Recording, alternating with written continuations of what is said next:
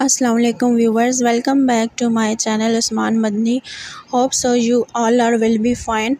Today I will discuss the medicine Prolaxa tablet 10 milligram, यानी कि आज हम प्रोलेक्सा टैबलेट के बारे में डिस्कस करेंगे कि ये मेडिसिन कौन सी है और किस पर्पज़ के लिए इस्तेमाल की जाती है, क्या इसके यूजेस हैं, क्या इसके साइड इफ़ेक्ट्स हैं। जानने के लिए इस वीडियो को देखें।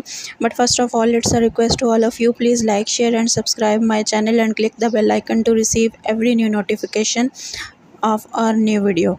Thank you. बात करते हैं प्रोलेक्सा टैबलेट 10 मिलीग्राम के बारे में। अगर हम इसकी कंपोजिशन की बात करें तो इसमें एस्क्लेप्टोफ्रॉम पाया जाता है। ठीक है, ये in the form of tablet use होती है और ये बेसिकली जो है वो ब्रेन के लिए डिज़ाइन की गई है, यानी दिमाग और दिमाग से रिलेटेड जो एंजाइटी होती है उसके लिए इसको प्रेस्क्राइब किया गया है। ये था इस मेडिसन का इंट्रोडक्शन। ये और भी काफ़ी एमजीज़ में दस्तयाब होती है, लेकिन बीमारी की नौइयत देख के ये प्रेस्क्राइब की जाती है। अब जो इसके फैक्ट्स हैं, जो इसके यूजेस हैं, उसके बारे में बात करते हैं। बेसिकली जो है वो ये डिप्रेशन की कंडीशन में इस्तेमाल की जाती है, यानी कि डिप्रेशन आप जिसको ज़हनी तनाव भी आप कह सकते हैं या परेशानी भी आप इसको बोल सकते हैं। परेशानी की काफ़ी सारी वजूहात हो सकती हैं। किसी बीमारी की वजह से भी हो सकता है कि ये उसका साइड इफ़ेक्ट हो, लेकिन जो भी डिप्रेशन हो जिस किस्म का भी हो तो ये उस के लिए जो है वो इस्तेमाल में लाई जाती है।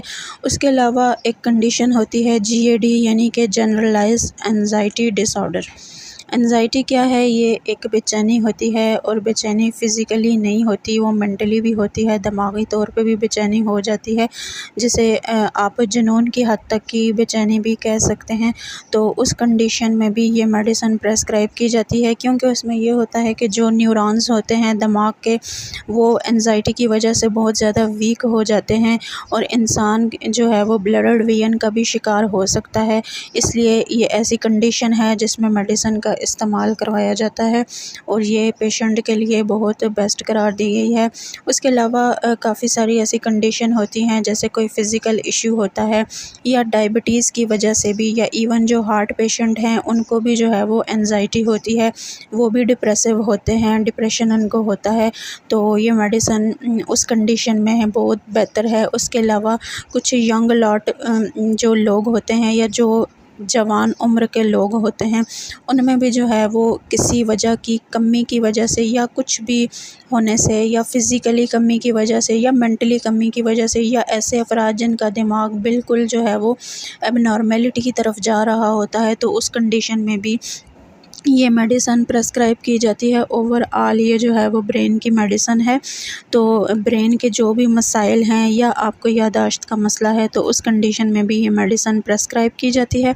ये थे ओवरऑल इस मेडिसिन के यूजेस। अब हम बात करते हैं इस मेडिसिन के साइड इफ़ेक्ट्स के बारे में, और इस बारे में कि कौन कौन से पेशेंट ये मेडिसिन यूज़ करने से पहले अपने फ़िज़िशियन से कंसल्ट कर लें। ब्रेस्ट फीडिंग वाली माएँ जो है वो अपने फ़िज़िशियन से कंसल्ट कर लें इसको यूज़ करने से पहले। प्रेगनेंसी में इसको यूज़ ना करें। अगर आपको एलर्जी है एस्लिटोफ्रॉम से तो आप भी यूज़ ना करें, और अगर लिवर और किडनी के मरीज़ हैं तो वो भी इसको इस्तेमाल ना करें। ये थे इसके नॉट यूज़। अब हम बात करते हैं इसके साइड इफ़ेक्ट्स की। तो साइड इफ़ेक्ट्स में आपको डिज़ीनेस हो सकती है, ड्राउज़ीनेस हो सकती है, हार्टबर्न हो सकता है, स्टमक पेन हो सकता है, नाज़िया हो सकता है, उसके अलावा ड्राई माउथ हो सकता है, कॉन्स्टिपेशन आपको हो सकती है।